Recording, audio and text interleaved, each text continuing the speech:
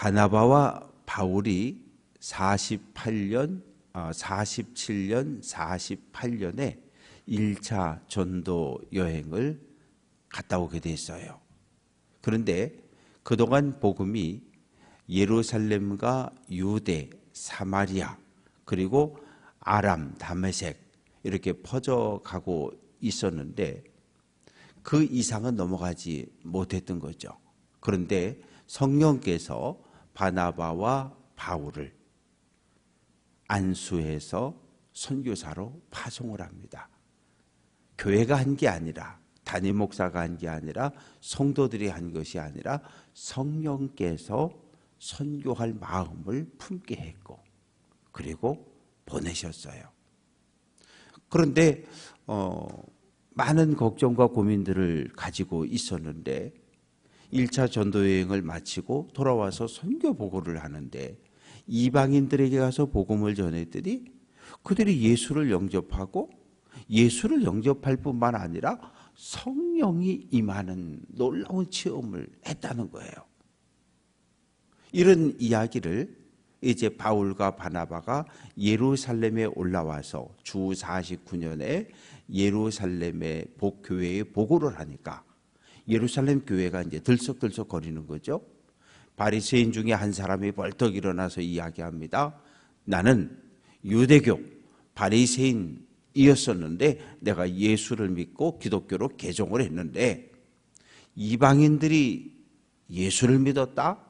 성령을 받았다? 그거 갖고 모자랍니다. 그러면서 할례도 받아야 되고 절기도 지켜야 되고 부정한 음식 먹지 말고 정결한 음식만 먹어야 하는 것을 가르쳐야 합니다. 그리고 예수 믿게 해야 됩니다. 이제 이래 가지고 교회에 소란이 벌어진 거죠.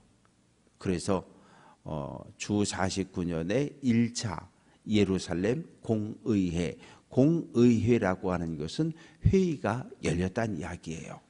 그래서 거기에서 베드로도 이야기하고 바울도 이야기하고 야고보도 이야기하고 많은 사람들이 이야기를 하고 나서 결론은 뭔가 하면 20절 네 가지만 금하자는 거예요. 우상에 더러운 것, 이방신을 섬기는 신전에 가서 제물을 바치고 엎드려 절하는 것, 그거 안 됨. 두 번째, 이방 신전에 가서 엎드려 절하고 이방 신전에 있는 여사제들과 동침하는 것, 그거 안 됨. 세 번째, 가축을 잡을 때, 예를 들어 소를 잡을 때 이 목을 메어 죽이는 거, 그거 안 됨. 피를 완전히 싹 빼서 깨끗하게 가축을 도살한 후에 그 고기를 먹어야지 부정한 방법으로 도살한 고기는 먹으면 안 됨. 그리고 피를 멀리하라. 피라고 하는 것은 모세의 율법에 의하면 레위기 17장 11절은 육체의 생명은 피에 있다. 이 피, 우리 몸속을 돌고 있는 이 피가 우리 몸에서 많이 빠져나가면 죽어요. 그러니까 이 피는 곧 생명이라고 하는 것이 이스라엘 사람들의 유대인들이 가지고 있는 사고 방식입니다. 그러니까 어쨌든 양의 피든 염소의 피든 소의 피든 절대 먹으면 안 됨. 다른 건 얘기하지 말자. 이 네 가지만 꼭 지키도록 하자. 그러면 우리가 이 예루살렘 교회가 이방인 교회들을 우리가 형제로 받아주는 걸로 하자. 그렇게 1차 예루살렘 공의회에서 합의를 하게 됩니다. 그래서 결정이 됐잖아요. 이 결정된 사항을 누구에게? 22절 보면 바울과 바나바와 함께 안디옥으로 보내기를 결정했는데 인도자인 바사바라고 하는 유다와 실라라고 하는 이 두 사람을 예루살렘 교회가 예루살렘 교회의 대표로 뽑아서 예루살렘 공의회에 결정된 것을 이 글로 써가지고 이걸 들고 지금 시리아 안디옥 교회로 내려가는 겁니다. 그래서 그 편지에 보면 이렇게 썼어요. 23절. 안디옥과 수리기아와 길리기아. 안디옥은 시리아 안디옥을 이야기하고 수리아 또 길리기아에 있는 오늘날의 투르키예 지역에 있는 사도 바울이 바나바가 1차 전도 여행 때 복음을 전한 지역에 세워진 교회들에게로 보내진 공식 문서입니다. 우리가 예루살렘에서 보고를 받았는데 우리 가운데 예루살렘 교회에서 왔습니다 라고 이야기한 사람 가운데 야고보의 허락 없이 지역에 세워진 교회들을 다니면서 할례 받아라, 정한 음식 먹어야 된다, 절기 지켜라, 이렇게 해서 이제 막 믿음을 갖기 시작한 초신자들을 힘겹게 하는 사람들이 있다는 소문을 우리가 들었다. 그러면서 그 사람들은 예루살렘 교회가 공식적으로 파송한 사람이 아니라고 이야기하는 거예요. 그러면서 우리가 지금 예루살렘에서 1차 회의를 갖고서 4가지를 결정했다. 그러니 너희 이방교회 성도들은 이 4가지만 좀 꼭 지켜줘라. 그러면서 이제 우상에 더러운 것, 음행, 목매어 죽인 것, 피를 멀리하는 것, 이 4가지만 지켜주고, 그리고 예수 잘 믿어라. 예수 잘 믿어라. 그렇게 해서 이제 내려 보내게 됩니다. 그래서 26절 끝부분에 보면 바나바와 바울과 함께 너희에게 이 유다와 실라를 보내기로 만장일치로 일치했다. 만장일치라고 하는 이 단어는 어떤 의미인가 하면 단 공동체에 속해 있는 사람이 100명이면 100명, 200명이면 200명 가운데 단 한 사람도 반대하는 사람이 없었다는 이야기예요. 교회 공동체가 200명이 모두가 한 마음으로 연결이 되어졌다는 이야기예요. 모두가 다 동의했다는 이야기입니다. 그래서 우리가 유다와 실라를 너희에게 보내노니 유다와 실라의 말을 잘 듣고 너희들이 믿음 생활을 잘 했으면 좋겠다. 이렇게 편지를 써서 보냈습니다. 그래서 30절 말씀 보면 유다 실라가 안디옥에 내려가 성도들을 모은 후에 편지를 읽어주었더니 31절 그 위로한 말을 안디옥 교회 공동체가 기뻐했다.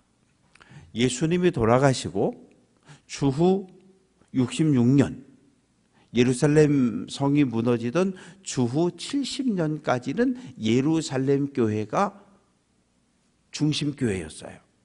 그러다가 주후 70년에 로마 군대에 의해서 예루살렘 성이 파괴되고 예루살렘 성전이 불타버리고 자연스럽게 교회가 없어졌어요.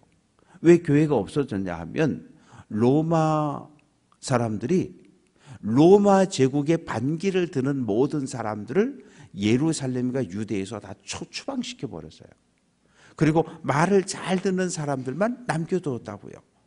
그러니까 자연스럽게 주 66년에 1차 유대 독립운동, 로마 제국의 반란을 일으켰던 주동자들은 모두 추방당한 거예요.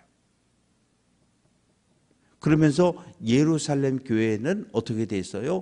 유대 독립 전쟁에 참여하지 않았어요. 왜? 예수님이 종말 때 전쟁이 일어날 거라 그랬는데 로마 군대가 예루살렘으로 몰려오는 것을 보면서 성도들은 피난을 갔습니다. 요단강 동편 펠라라고 하는 지역으로 몸을 다 피해버렸어요. 그러니까 유대교회에서는 저 기독교인들은 너네는 왜 이 독립운동에 함께 참여하지 않아? 우리는 안 해. 우리 예수님이 그러셨는데 이 종말의 징조 가운데 하나라고 말씀하셔서 우리는 피난 갈 거야.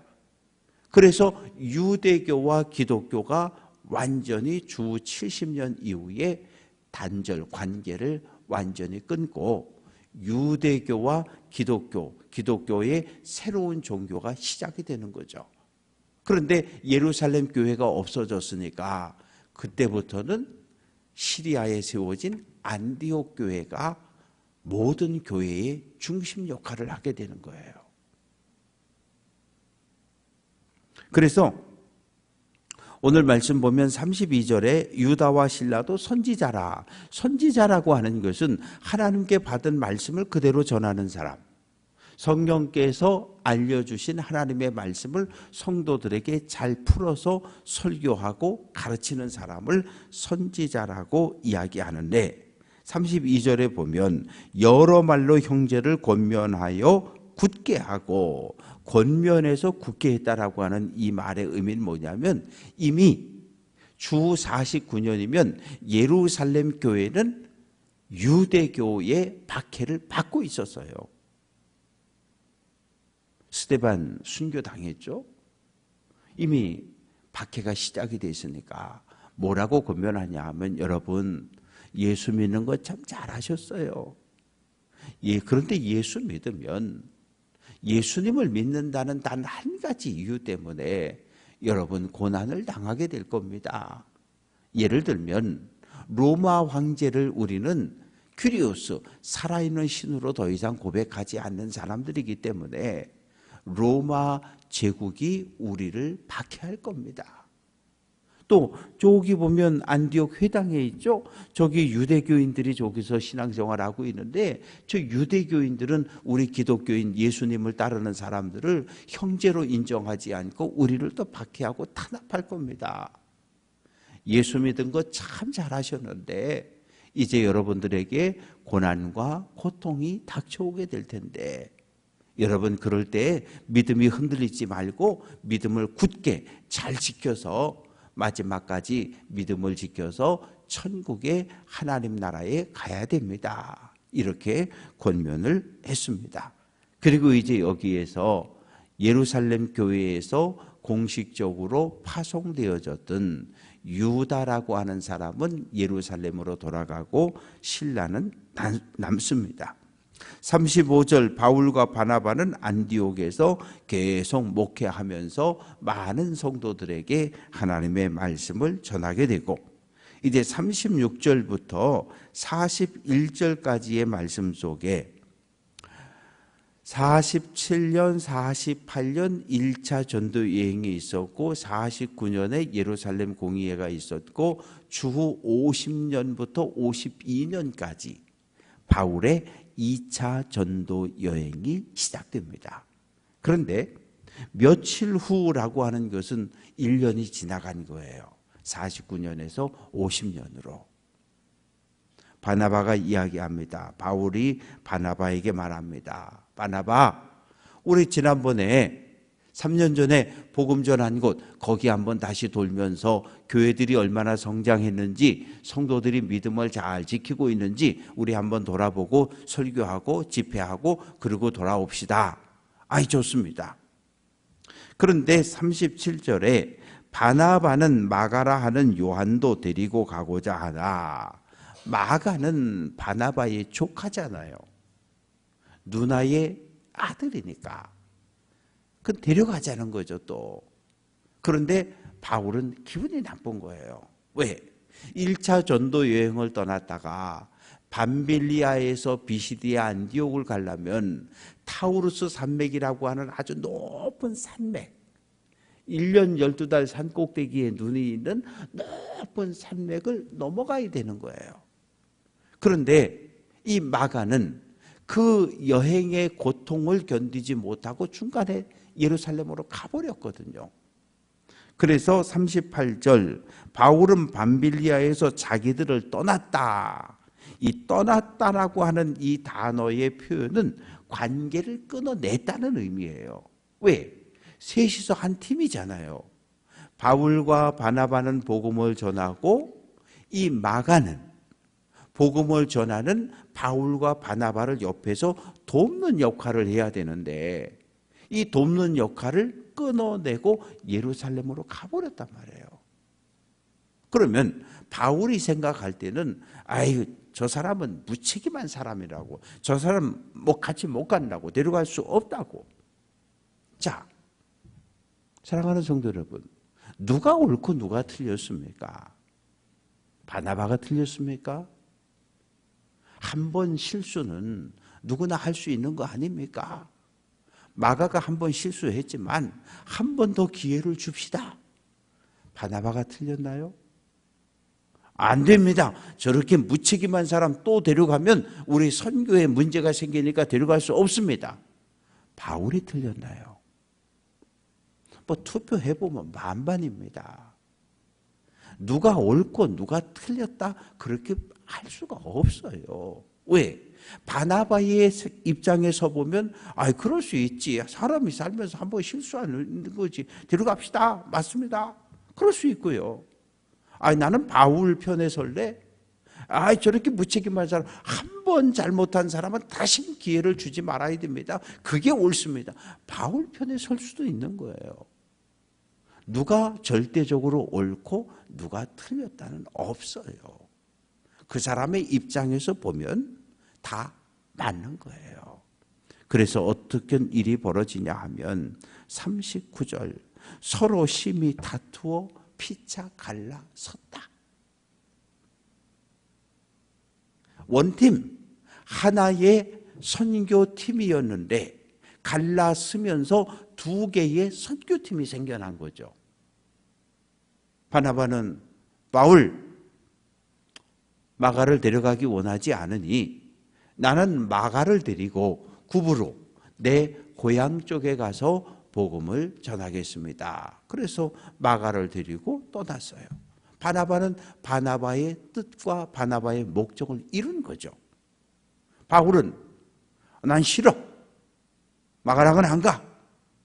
그리고 실라라고 하는 새로운 선지자를 선교 파트너로 택해서 선교를 떠난 거죠. 자기가 원한 대로. 원팀이었는데 두 개의 팀으로 선교팀이 나누어져서 사역을 하게 됐습니다. 그래서 40절 말씀 보면 바울은 실라를 택한 후에 형제들에게 주의 은혜의 부탁함을 받고 떠났다. 안디옥 교회가 바나바 선교팀도 축복하고 바울 선교팀도 축복하고 가서 하나님께서 여러분에게 맡기신 일들을 잘 감당하고 건강한 모습으로 돌아오십시오라고 축복하며 파송을 했습니다. 그래서 바울은 신라와 함께 수리아, 길리기아 이 1차 전도 여행을 했던 투르키의 지역을 쭉 다니면서 교회를 돌아보고 시작을 하게 됩니다. 말씀을 정리해 봅니다. 교회 안에는 언제나 크고 작은 문제들이 계속해서 생겨납니다. 왜? 생각이 서로 다르니까요. 서로 생각이 다른 것을 인정해 주면 되는 거예요. 우리가 중식집을 가면 이 선택할 것이 많아요. 그냥 감미옥을 가면 뭐 드실까요? 예, 돌솥밥 먹읍시다. 다 돌솥밥. 그러면 끝나요. 근데 중국집을 가면 달라요.